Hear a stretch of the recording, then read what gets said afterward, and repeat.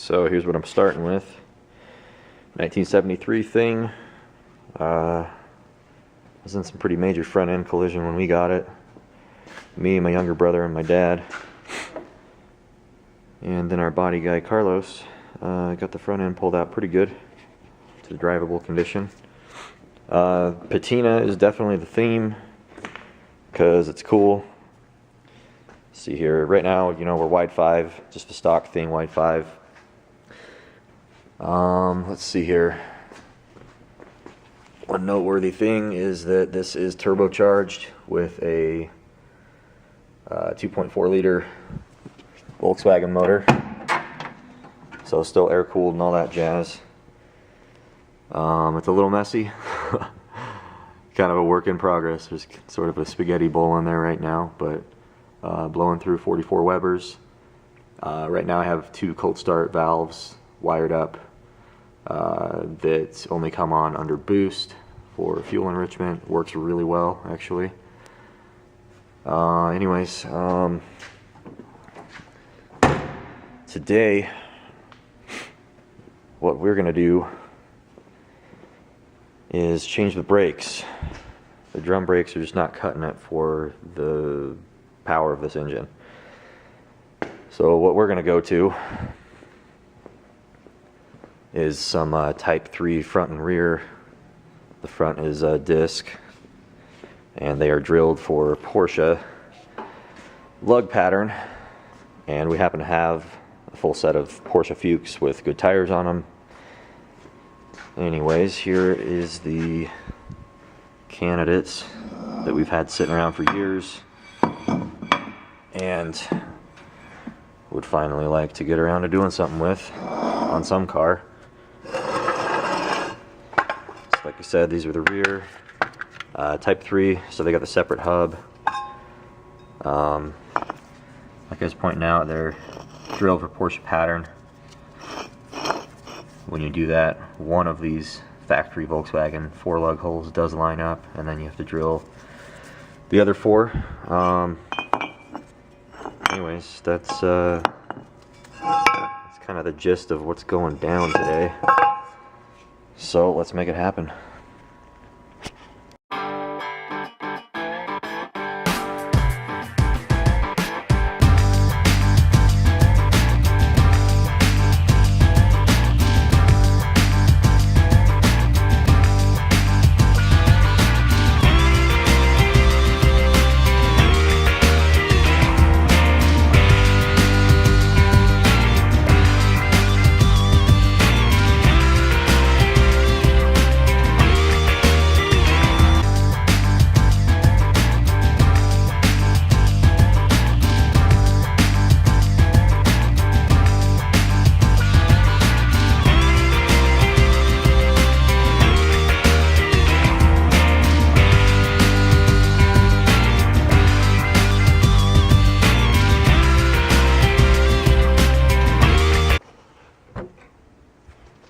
Okay, so what we're running into, which isn't totally unexpected, is that thing control arms here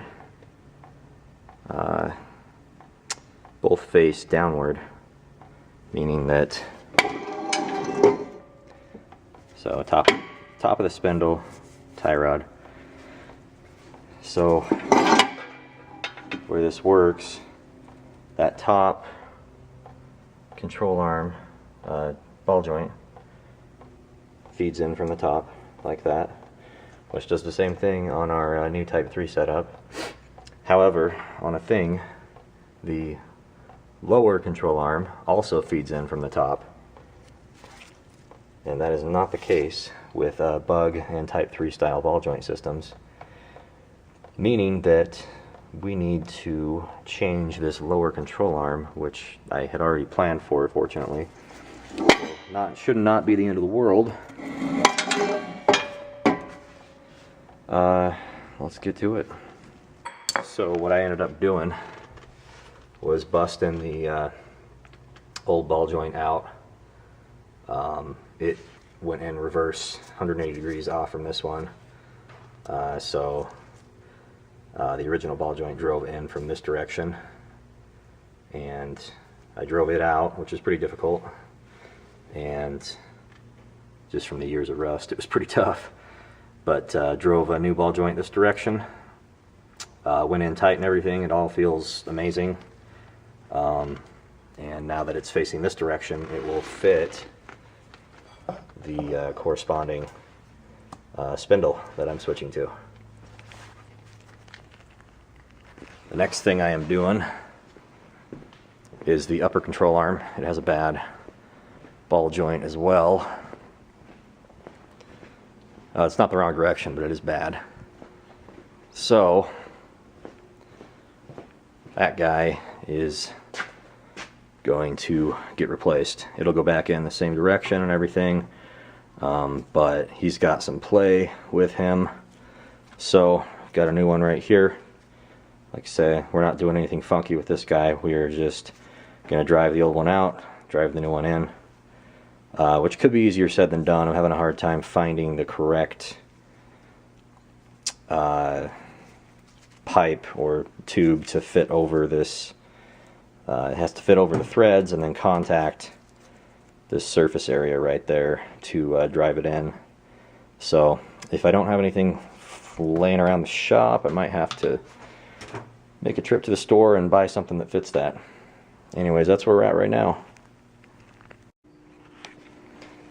And we're back. So what's going on is the ball joint eccentrics are different sizes from thing to bug, which isn't hugely surprising. I just didn't think about it, but let's see here. So this guy is thing upper ball joint. This is the eccentric adjuster. It adjusts the camber in the front end. He totally fits the thing ball joint, but does not. It's way too big for the bug ball joint. So what we're going to do is get some bug camber adjusters. In order to get them, however, we've got to harvest them off of a corpse from my dad's backyard.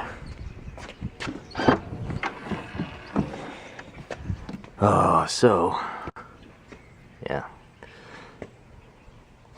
if you look here, the adjusters are right there. Those are the guys I need, so here we go.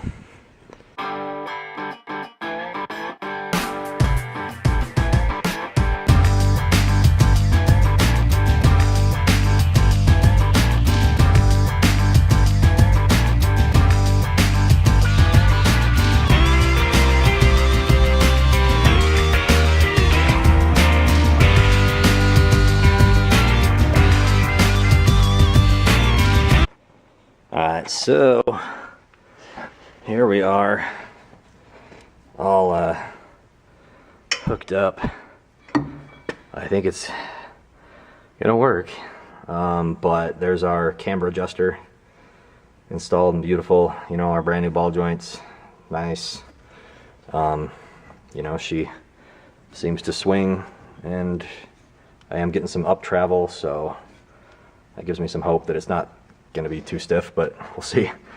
Apparently this spindle has a smaller diameter tie rod hole, which normally would be a bit of a deal breaker.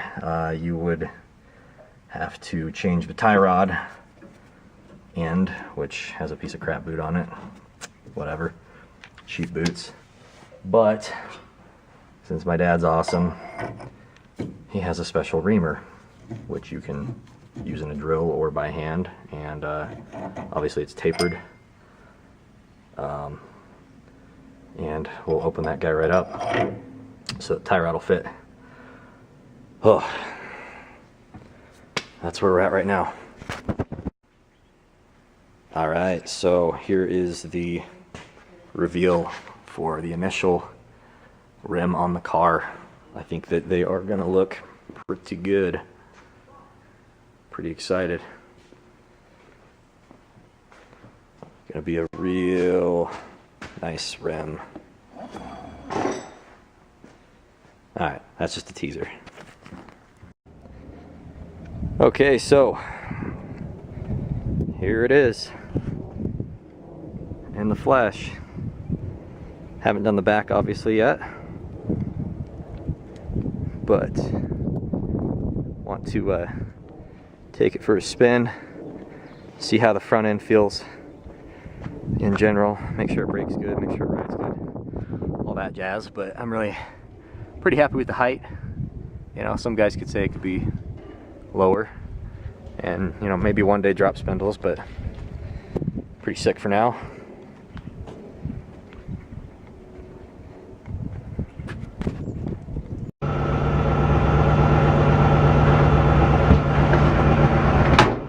All right, here we go.